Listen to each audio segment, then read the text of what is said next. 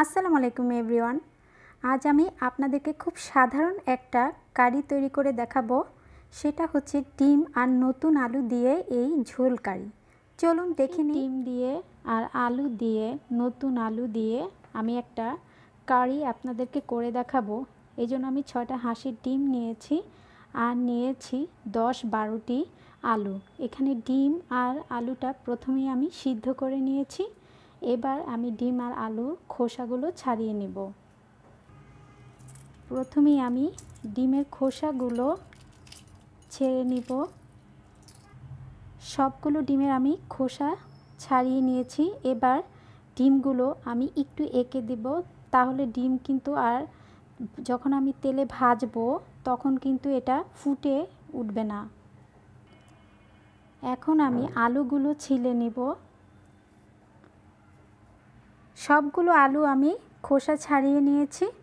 এখন আমি আলুগুলো একটু ভেঙে নিব। একদম ভর্তা করা যাবে না, জাস্ট একটু ভেঙে ভেঙে দিব। আপনারা দেখেই নিশ্চয়ই বুঝতে পারছেন। সবগুলো আলু আমি এভাবে ভেঙে নিয়েছি। আলু দিয়ে ডিমের কারি রান্না করার জন্য আমার যে উপকরণগুলো লাগবে আমি সেটা একটু আপনাদেরকে দেখিয়ে দিব। 1 কাপ পেঁয়াজ কুচি করে নিয়েছি, 1 টিস্পুন রসুন বাটা আর নিয়েছি 1 টিস্পুন আদা বাটা, 1 কাপ টমেটো এরকম সাইজ করে টুকরো করে নিয়েছি, কিছু ধনে পাতা কুচি করে নিয়েছি, 4-5টা কাঁচা মরিচ মাঝ বরাবর একটু ফালি করে নিয়েছি, 1 টিস্পুন জিরা গুঁড়া, 1 টিস্পুন ধনে গুঁড়া, 1 টিস্পুন হলুদ গুঁড়া আর নিয়েছি 1 টিস্পুন মরিচ গুঁড়া। সামান্য লবণ আর হলুদ দিয়ে আমি ডিমগুলো মেখে নিয়েছি। একটা প্যানে আমি 3 টেবিল চামচের মতো কুকিং অয়েল দিয়েছি। এবার হলুদ আর লবণ দিয়ে মেখে রাখা ডিমগুলো দিয়ে দিব। তারপর মিডিয়াম আঁচে আমি ডিমগুলো হালকা ভেজে নেব। সবগুলো ডিম ভেজে নেওয়া শেষ। এবার আমি ডিমগুলো তুলে নেব।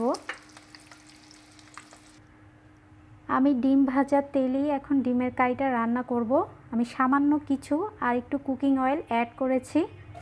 1 কাপ পেঁয়াজ কুচি করে নিয়েছি, সেটা দিয়ে দিব। পেঁয়াজটা হালকা একটু ভেজে নিব। পেঁয়াজটা নরম হওয়া পর্যন্ত আমি পেঁয়াজগুলো একটু ভেজে নিব। পেঁয়াজ ভাজা শেষ। যখন পেঁয়াজ এরকম একটু নরম হয়ে আসবে এই পর্যায়ে আমি কিছু টমেটো দিয়ে দিব। আমি পুরো টমেটো দিব না, আমি অর্ধেকটা দিব। আর সেই সাথে আদা রসুন পেস্ট দিয়ে দিব। দিয়ে আমি পেঁয়াজের সাথে একটু মিক্স করে নিব। এই পর্যায়ে আমি সামান্য একটু পানি দিয়ে দিব। সামান্য পানি দিব আর জিরা ধনে হলুদ মরিচ গুঁড়া দিয়ে দিব।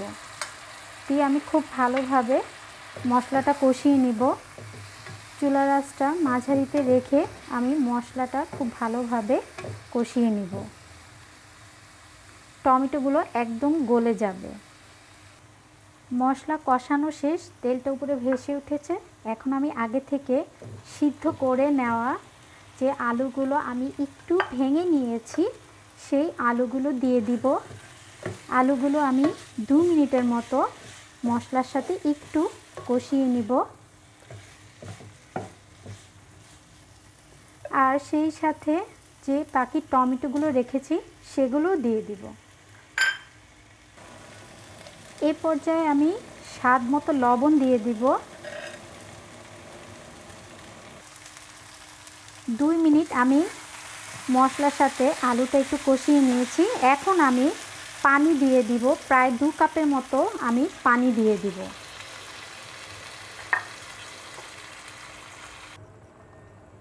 পানিতে যখন একটা বলক চলে আসবে এ পর্যায়ে আমি আগে থেকে ভেজে নেওয়া ডিমগুলো দিয়ে দিব। ডিমগুলো দিয়ে আমি আলুর সাথে একটু মিক্স করে নিব। আর সেই সাথে যে কাঁচা মরিচ আমি ফালি করে রেখেছি সেটাও দিয়ে দিব। তারপর একটা ঢাকনা দিয়ে ঢেকে রাখব। ফিরে আসছি 5 মিনিট পর। হয়ে গিয়েছে, আমি এর থেকে আর ঝোলটা শুকাবো না। এই ডিম আর আলুর কারিটা কিন্তু একটু ঝোল ঝোল ভালো লাগে। এখন আমি কিছু ধনে পাতা কুচি দিয়ে দিব, তারপর চুলাটা অফ করে দিব আর পরিবেশন করে আপনাদের দেখাবো। তৈরি হয়ে গেল ভীষণ মজার ডিম আর নতুন আলু দিয়ে এই কারি। এই কারিটা আমার খুবই পছন্দ।